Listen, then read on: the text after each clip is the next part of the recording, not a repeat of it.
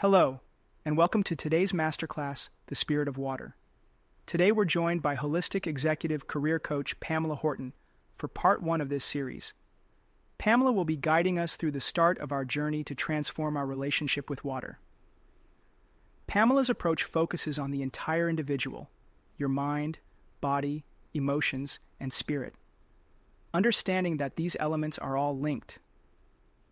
Water is the most vital, at least understood substance on Earth, and today Pamela will help us explore the life-changing mystery and science of water. We can't wait to get started. Over to you, Pamela.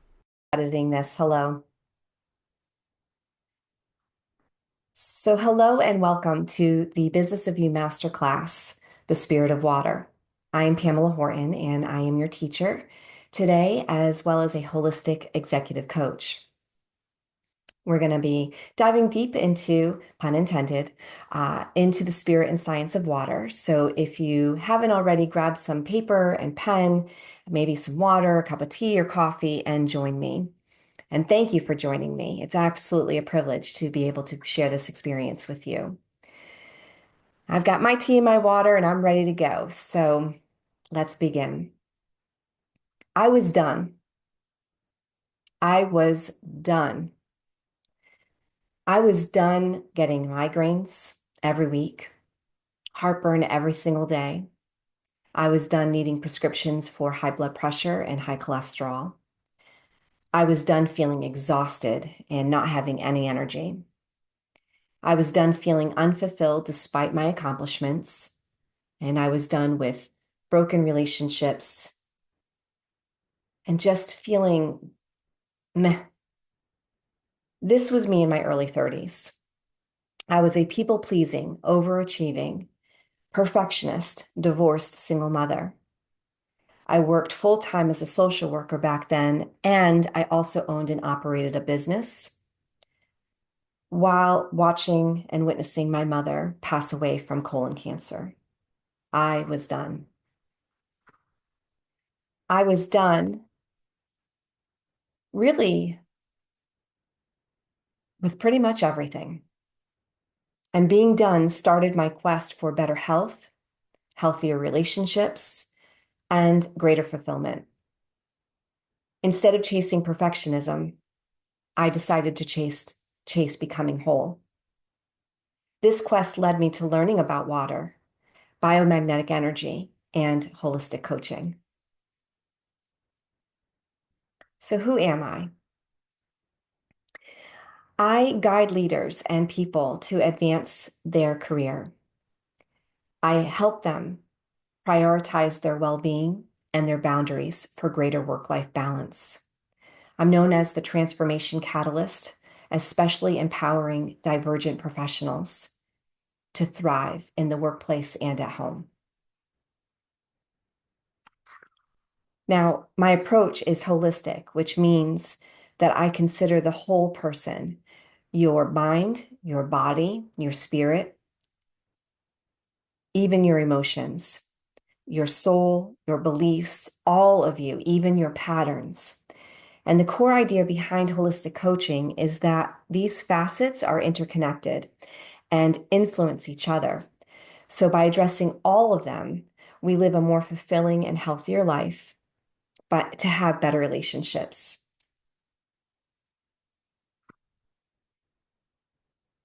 Now, I'm not a doctor. I am a certified master coach, and I have 38 years of experience.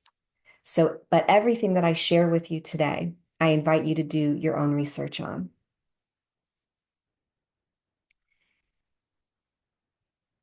I work with people from all ages and stages of life.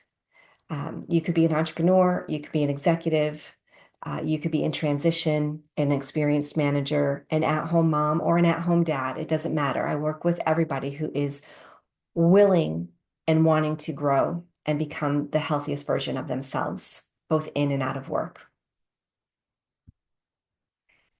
So I work with many people. I've been in my own coaching practice since 2011. So at the time of this class, it's about 13 years.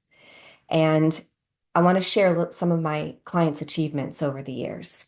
On the left-hand side here, you'll see direct results, and that speaks to really the numbers and the percentages and the biometrics measurements of success. And on the right-hand side, these are the byproduct successes, byproduct results of working together.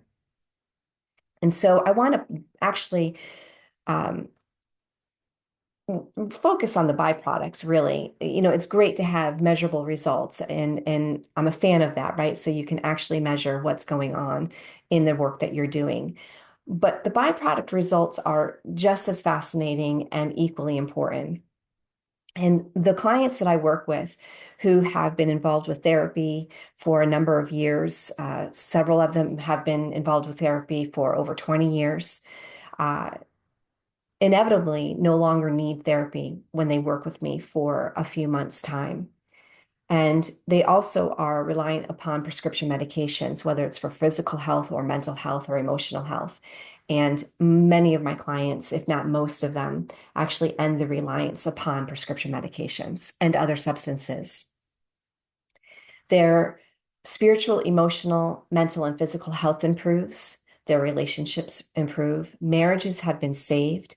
Hearts have been healed from trauma caused by death of a child, a threatening illness, abuse, narcissism, financial, spiritual, emotional, and physical bankruptcy.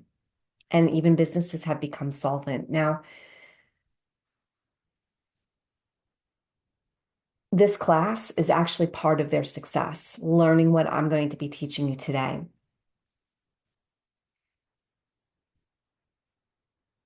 These are some of the folks that I've worked with, some of their testimonies. This is Jenny. She hired me to help her actually navigate a narcissistic boss or a boss who had narcissistic tendencies. And she was overwhelmed. She was losing energy. And after working together for a few months, she began to take charge of her emotions, take charge of her schedule, and begin to navigate those corporate waters to have a more peaceful experience at work and to stop the toxic relationship cycle. And one of the things I tell my clients often is I help them become happy where they are first. Otherwise, wherever they go to, they're going to repeat the same patterns. The job may change, the employer may change, the people may change, the salary may change, the title may change. But eventually, a few months into a certain position, a year into that new job, you're going to repeat the same patterns if we don't take a look at the root cause of what's causing those patterns. And the common denominator is us, the one that is going from job to job or relationship to relationship. So I help my clients become happy where they are first, take control of their emotions, not to not feel them. You'll never hear me say don't feel your feelings. But it's really about helping you re-regulate your nervous system and your brain in order for you to have rest. When we are in a state of rest, we're able to make better decisions. We're able to stand up for ourselves even better. So that's just one example. And there's plenty of them here. I'm going to just go through them quickly so that we can get into the meat and potatoes of tonight's class or today's class. And that is, our subject is the spirit of water. So let's dive in. Water is one of my most favorite topics to teach. It's some of my earliest and fondest memories are of water and bathing in the tub, floating, with my head just so, where the water covered my ears so I could hear myself breathing.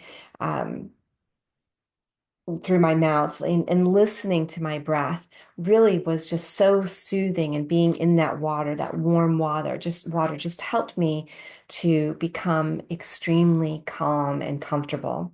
I would stay in the tub for as long as I could until that water got too cold. And summertime, you could always find me in one of two places, either in the pool or riding the waves. And you could never get me out of the water. And I don't know about you, but our parents would tell us we would have to wait 30 minutes before we could get back into the water and go swimming. And that was torture for me.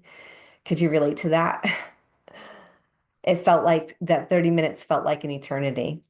I loved staying under for as long as I could, experiencing that peace and that quiet. I would run in the house after playing games outside in the summertime in the summer heat, um, realizing how thirsty I was. And because I was short, I couldn't reach the glasses in the cabinet. So I would run into the bathroom and drink from the faucet. Can you relate to that too? Um, and I would guzzle that tap water. So much so because I was so thirsty, I wasn't realizing how thirsty I was getting from running around in that hot sun. Or I would guzzle the water from the hose outside. And because I wanted to be so quick, didn't want to miss a thing. I didn't want to miss anything about the game that we were playing. And I used to think that the tap water or the water from the hose absolutely tasted amazing because I was so thirsty. I loved being in water, but I didn't have good drinking habits back then in my childhood or even in my adult life, young adult life. So tonight, we're going to swim through an overview of some of the basics that I feel really are important that everyone should know about water. And my goals are to help you gain a deeper understanding of the role water plays in your body, convey what water is capable of doing when drinking conscientiously and or consciously, and to help you transform your relationship with water, as well as to appreciate water more. Now, water is life, and I'm going to share a few quotes here with you. Uh, Water is the driving force of all nature. Water is the lifeblood of our bodies, our economy, our nation, and our well-being. To understand water is to understand the cosmos, the marvels of nature and life itself. And water enables the kind of highly delicate chemistry that makes life possible. Now, for life to exist, there has to be water. Every seed, every embryo starts its life in and with water. Water is such a critical element of our existence, both extrinsically and intrinsically. Wouldn't you agree? So, in every single account of creation, water plays a starring role. It is so crucial, it appears in the second sentence of the first chapter in Genesis, the very first book of the Bible. And it reads like this: The earth was formless and empty, and darkness covered the deep waters. And the Spirit of God was hovering over the surface of the waters.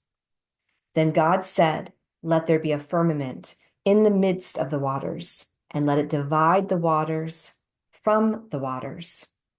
And that is what happened. God made this space to separate the waters of the earth from the waters of the heavens. Now, that's a lot of water. Water is referenced in the Bible 722 times, compared to love, which is mentioned 348, hope, which is 316, and faith 300 times. Water plays a central and spiritual role in baptism and birth. When a baby is ready to come into the world, do you know what the words are that the mother speaks before the precious new life is born? Do you remember what those words are? My water is broken. The water has broken. So water is an extraordinarily powerful component of our health involved with today's chemical processes. Now, the brain has 73% water, and the heart also has 73% water. We are made up of water. Your entire body of water has somewhere between 73 and 83% water. And molecularly speaking, we are 99.9% water. We can go for weeks without food, but only days without water. Our billions of cells must have water to live. It acts as a lubricant to our organs, removes waste, regulates our body temperature even. It aids our body in nutrient absorption. It helps cognitive performance and reduces pain while adding cushion to our joints. One of the very first things I do with my clients is to actually capture their baseline for their water intake or their hydration baseline. When I ask my clients how much water they drink during the day, Their response is always, I drink a lot of water. I drink a ton of water. I drink so much water. That's the constant response that I receive. But do you know that out of all of the hundreds, if not close to 1,000 clients that I've had since 2011, there's only been one client that said that they drink plenty of water, and that actually was the case. They drink the proper amount of water. Everyone else, and I mean everyone else that I work with, has been hydrated. So not all water is equal, and being properly hydrated actually depends on the type and how well your body absorbs that water. So more to come on that later. But after my clients become properly watered or hydrated, they notice a significant difference in their mood, their energy, their production, their memory, their focus. And one client I had, her name is Emily. She suffered from irritable bowel syndrome for over 20 years. It completely cramped her lifestyle and her health. She was unable to leave her home. She created a job where she was able to work from home for close to 15 years. She couldn't go to family weddings. She couldn't go on family vacations. And after the protocol that we created for her to have her be properly hydrated, she started to feel significantly better.